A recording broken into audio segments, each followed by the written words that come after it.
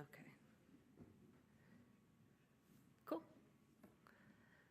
All right. We made it.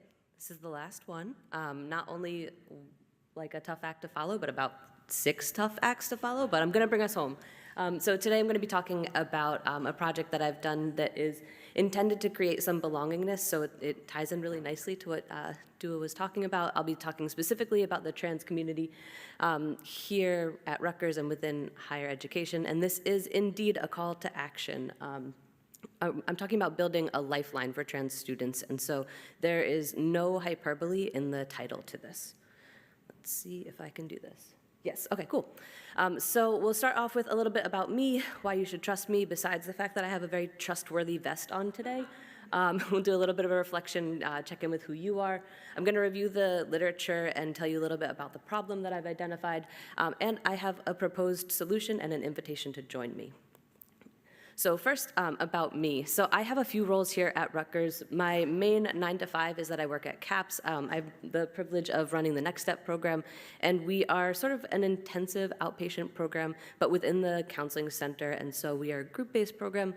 Our students are predominantly queer and trans students of color, and so much of the research that I do is influenced by a lot of the clinical practice that I have.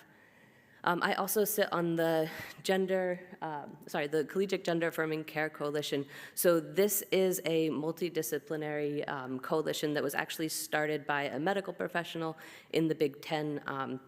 Essentially, 5 years ago, there was a really negative health outcome with trans students, and the medical professional at their institution looked inward and said, you know what, we really need to provide gender-affirming medical services, and we have no idea how to do this. So they began reaching out to other Big Ten schools to see, what are you doing, how are you doing this? And through a few emails, what was originally the Big Ten Gender Care Coalition began, and it was a bunch of medical professionals consulting with each other on how to provide hormone provisions, and we've expanded since then. So now this coalition includes universities all across the nation, as well as mental health professionals, and legal scholars, speech pathologists, all kinds of folks who are really interested in providing good services for college students. I'm 37 days away from being able to have this say about Dr. Zan. I'm also a student. Today I'm going to be presenting some of my research, and I'll have some quotes from a study that I did. And then last but not least, I am a lecturer here at the School of Social Work, as well as the Master's in Genetic Counseling program. So who needs free time when you could just fill every single ounce of time with something to do? So again, that's who I am. I come at this work from a lot of different roles. I am a student, I do teach, and I'm a staff member. So I get to see a lot, I get to hear a lot, and that's really the perspective I'm taking here with my project. So because I'm talking about trans students, I thought it might be helpful to orient to how the trans population is here at Rutgers, and so I did a quick Google search and found that there's no clue. So this is not good news, and I can kind of hold the other side of that, which there is some good news. So if you search online, there's no statistics available publicly about the number of trans students here at Rutgers. What I will say is that Rutgers ranks really well in the Pride Index, and so queer students know to come here. So there's a lot that Rutgers is doing really well. This is not an example of it. What I want you to think about today for the duration of this presentation is I want you to take the perspective of considering trans issues not as if you are trans, but as if you are yourself. So anytime I present, I have at least one meme. Today you get 2, so this is the first one. I'm gonna read this aloud for folks. So I think a lot of people have trouble understanding transgender issues because they try to see themselves as trans, but come at it from the wrong direction.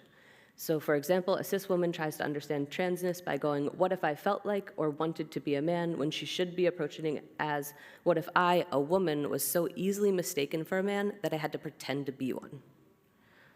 So that's more of the perspective that we're gonna go through today. And starting with a reflection. So I gave you the about me, here's the about you. I want to take you back, maybe for some of us many years, for some of us fewer years. Imagine yourself when you were kind of college aged in that 18 to 26-year-old time.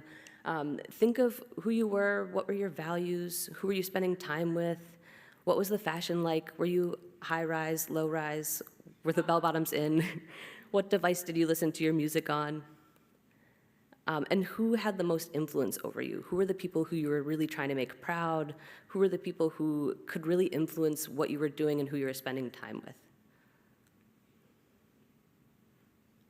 All right, you've got this sense of who you are. So imagine that version of yourself. It's the first day of college classes. You go into the class and you sit down. It's a class that's bigger than your high school size class. You're really, really nervous. The professor's doing roll call. They call your name, and it's not the name you go by. So you raise your hand, you correct them, and they write it down. And as class keeps going on, they forget it. So they call you by your legal roster name. And it's upsetting to you, but you're like, you know what? It's my first day of college. I'm trying not to make any waves. I'm not going to correct them. Others in the class start to use that name as well. And as you keep going, you just keep getting called a name that doesn't really fit, right? It's not what anyone calls you. Extrapolating out and thinking of people start to misgender you. And so again, remember, you are you. You're not coming at it from being trans. So if you are identifying as a woman, then they're saying, oh, he over there, or that guy, this dude, right? And you want to add the layers to it, right? Because no person is just one identity. So you are also, whatever your racial or ethnic identity is, whatever religion you hold, all of these identities are now essentially being questioned, either directly or indirectly, by how others are treating you. So if you kind of adopt that perspective and think of how that would be and how you might make your world really small so that you're not misattributed as you move through the world and as you move through a university setting. So thinking through that, just reflect for a moment on how that might feel, what you might tell yourself about what others think about you, or what you might tell yourself about yourself in general. Everybody have a sense of how that might be? Yeah, do a. Yes. Can you repeat that? Demoralizing. Yes. Anyone else have reflections? Yeah. My personal experience is very depressing. Yes, very depressing. Yep, absolutely. Anything else?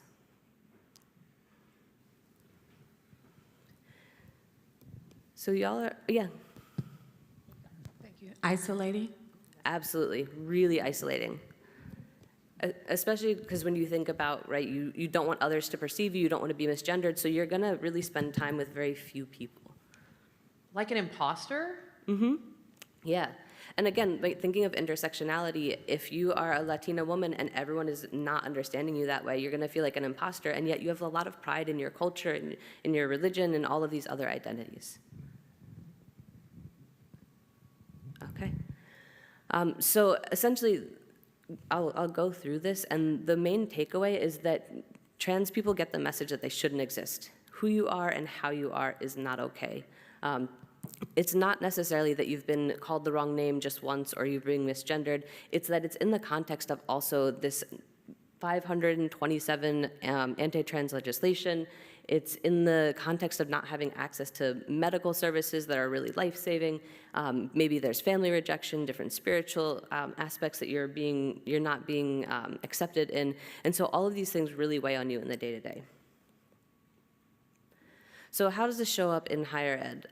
I just rolled through a bunch of the different ways that it shows up, right? You can think about it in a classroom setting, you can think about it in dorms, and then there are obviously these other ways, right? So what I will say is that Rutgers has the Chosen Name Initiative, which is great, and so you can change and update your name so that if you look at all of these, really the last three are the only ones where you can't change your name,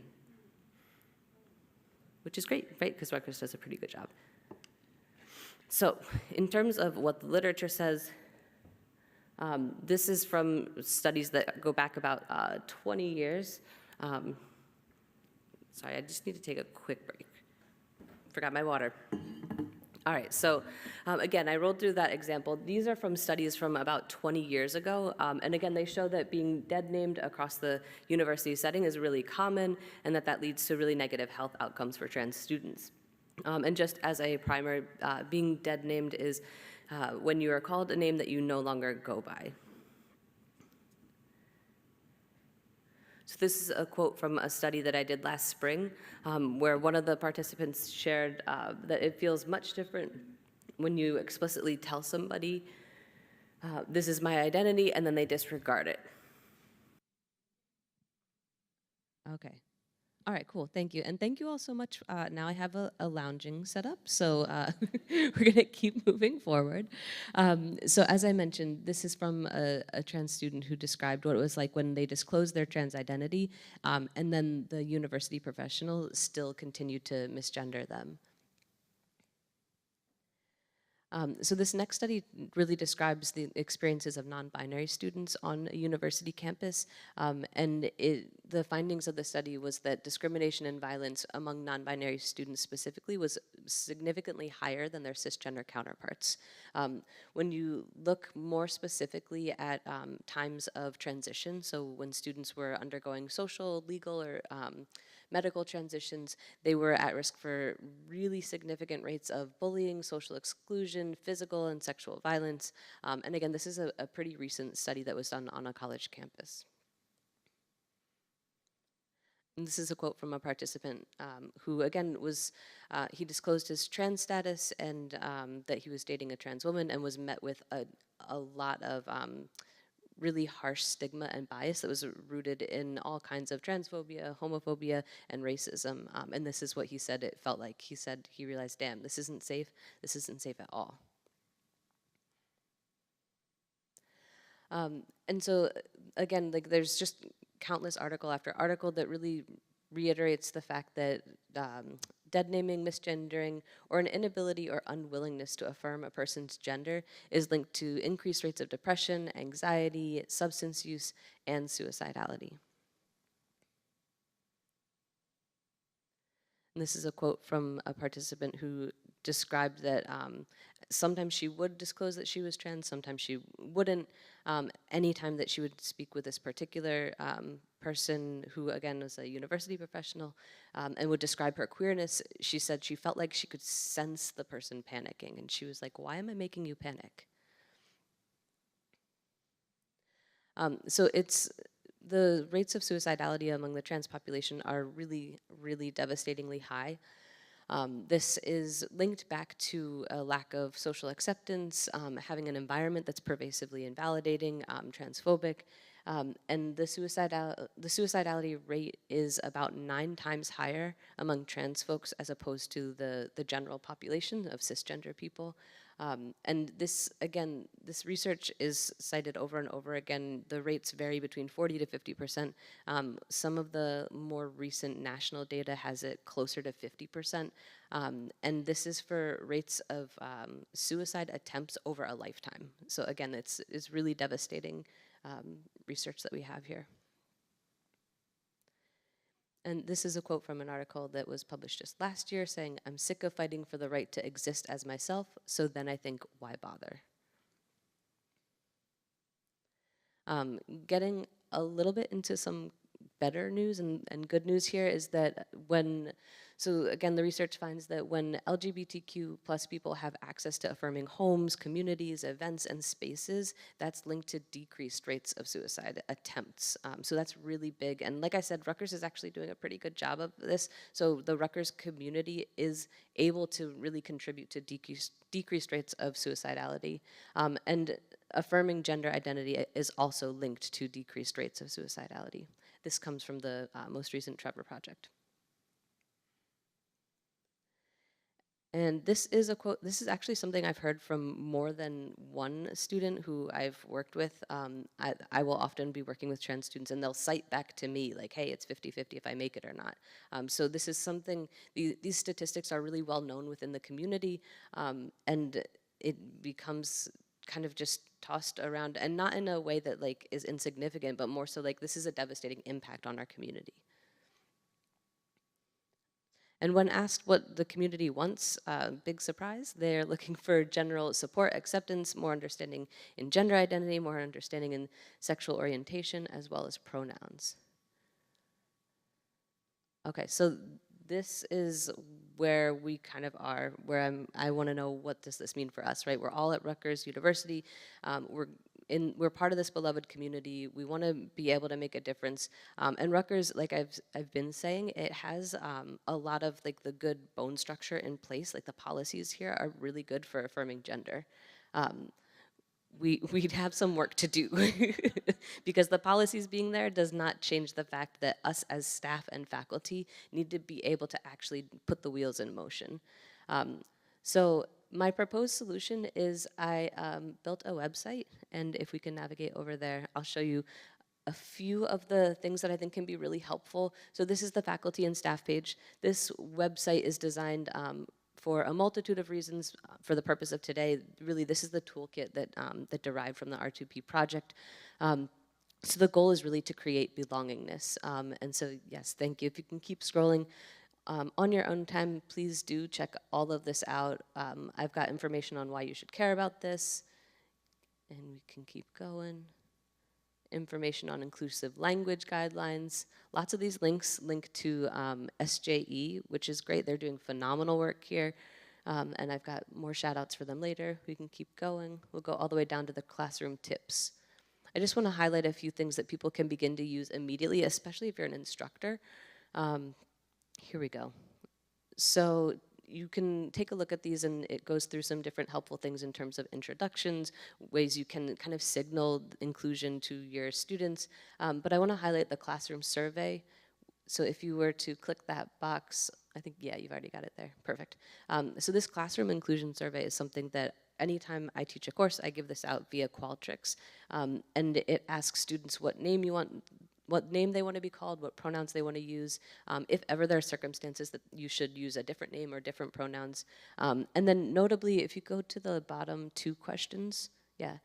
So is there any way I could make class more accessible or safe for you? And is there anything else you'd like me to know? These 2 questions, they serve everyone. I mean, really, realistically, this whole thing serves everyone. But what I'll say is, as someone who's taught, I've gotten so much helpful information from these last questions that have led to a way more inclusive pedagogy on my part. I've had students who have told me about recent surgeries, chronic pain, other diagnoses that they have that has had me understand their behavior in the classroom in a way better way. And so I know that that student who's leaving is not leaving because like I bothered them or they're disengaged. They're leaving because they're in chronic pain, and it's a way that they manage it. So again, like this is where I can get up on my soapbox and talk about how trans inclusive care is actually helpful for everyone. And then if you go back to the website and scroll down a little bit, so this has some like how-tos and some ways you can navigate like misgendering.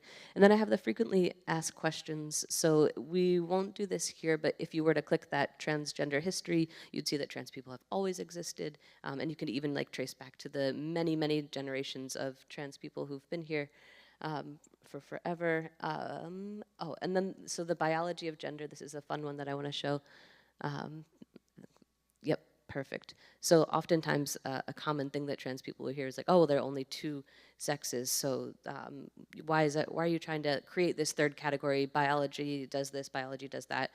If you're an actual biologist, you know that that doesn't hold up because there are 6 common combinations of chromosome types here. And really, it's far more complicated, and pretty much nothing in nature is has like a binary sex that's as rigid as that. And then the last one that I want to show, we go back to, yeah, you could just do that, that's perfect. I have a link to this on the website, but this is a pronoun game, and you can click play.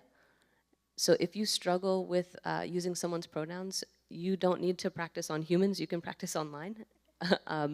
And there you go, scroll down, and you can pick, they've got neopronouns, and then they also have the pronoun option they, them, as well as he, she. So again, you can just practice over and over again if you were to play with this game. That is, yep, we'll go back there. So that's essentially the toolkit provided here. You can poke around on the website as well, and there are many other pages. There's lots of resources. There are ways to get in touch with me if you have questions. And also if you're like within the community and I'm messing up somewhere, I do want to know that, so please do let me know. Also, Wix will just like magically unlink things sometimes, so if you find that and let me know, I'd appreciate it. And we could go back to the presentation, please. See There we go. Okay, so this is what I want to leave you with, which this is a beautifully well-worded quote that essentially means we as staff and faculty here at Rutgers have the responsibility to alleviate this burden from trans students. And so this is from 2018, this is still true. So as a way to relieve this burden from the trans community, I invite you all to join me. I've got the website here is live, so please do use it. And there's also this upcoming virtual pronoun training by SJE. Like I said, they're doing really, really awesome work. Joining this training can also help with your linguistic fluency. And these are some of the podcasts that I like that are by trans journalists and kind of just like awesome trans people of color. So a good way to listen and hear what's going on within the community, again, without necessarily burdening the community to have them do labor for you. And that is it.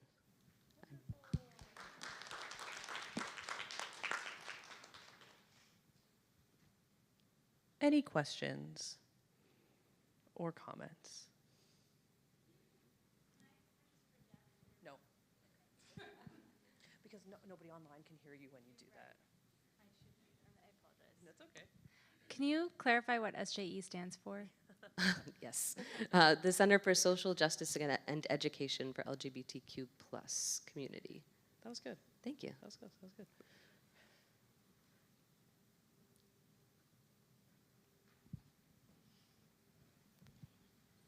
Can we link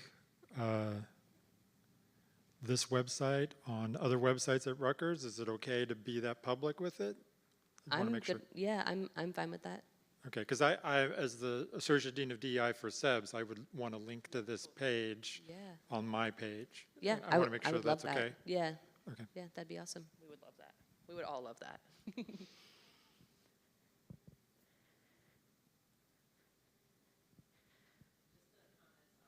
Oh, hang on a moment. Let me bring you the mic.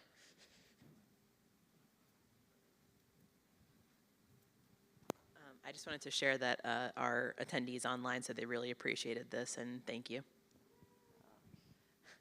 That is also the sentiment in the room. Can we please get a round of applause for soon-to-be Dr. Haggerty? Okay. You're gonna switch to my slides and I'll go, yeah.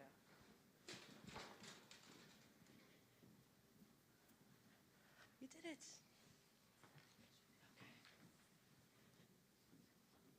Yeah, I'll just use this one. Yeah, we're good, we're good.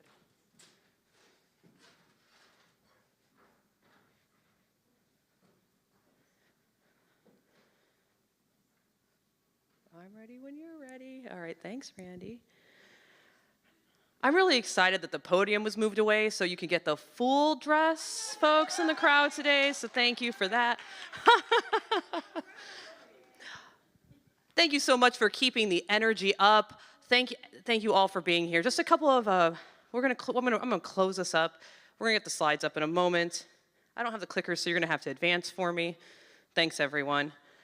If you were excited, just as we were in the audience today, about the presentations that happened, about the toolkits in development, about these beautiful web pages that really help advance our community along in equitable, more inclusive practices, I encourage you to be a Research2Practice fellow. I'm putting our fellows on the spot, but I'm sure they would be happy to talk to you about their experience. Okay, they're giving me the head nods. Happy to talk with you about their experience in the program. Our application portal is now live. We'll be sharing out the QR code, as well as the websites and other resources that were provided today over the upcoming months. Just for folks that are interested, we ask that you get your application in by the end of May. The focus needs to be on the 3 broad topics you see here, and you're going to engage with different dimensions of identity. Once again, thinking about ways that you can apply your expertise in either interrupting bias and harassment, broadening our understanding of DEIJ concepts, right, or advancing intersectional approaches. So if you see your research as falling in one of these areas, throughout the course of the academic year, I promise it's not onerous. We meet monthly, we workshop it so that we can present these tools to the community. So if you have any questions, you're also welcome to reach out to diversity@rutgers.edu. Hang on a minute, and then you can come. Okay. So please consider applying. We look forward to having a new round of fellows and new projects on the horizon. Next slide, please. I'm also really excited to preview for you all our R2P virtual library that's going to go live this summer. The instructions that you see up here will end up on our webpage. And this is going to be the repository of all the amazing scholarship that's been addressed throughout these different projects, as well as the projects themselves. So if you love some of the videos that you saw, you'd be able to access them through here. If you wanted to do a deeper dive into any of, let's say, the identity models that were presented today, you'll be able to get the citations for that through this library, which is really an EndNote program. So a citation manager, Rutgers, if anybody who is affiliated with Rutgers has free access to EndNote, and we'll be populating these presentations in there at that point in time. So don't memorize the steps yet. I just want to preview for you that you'll be able to access both last year's and this year's cohort and upcoming cohorts. All of the materials will be available so you can continue in your research and in your practice. Next slide, please. Okay, this is probably the most important one of the day. This is my thank you. I want to start by thanking to pull off any large-scale event, it takes a village to do this. And so I'm probably forgetting folks, but I do want to do some particular shout-outs to Ernesto Lorenzo in the back and the media productions team for making both our live stream, the video production pieces throughout today's event work out.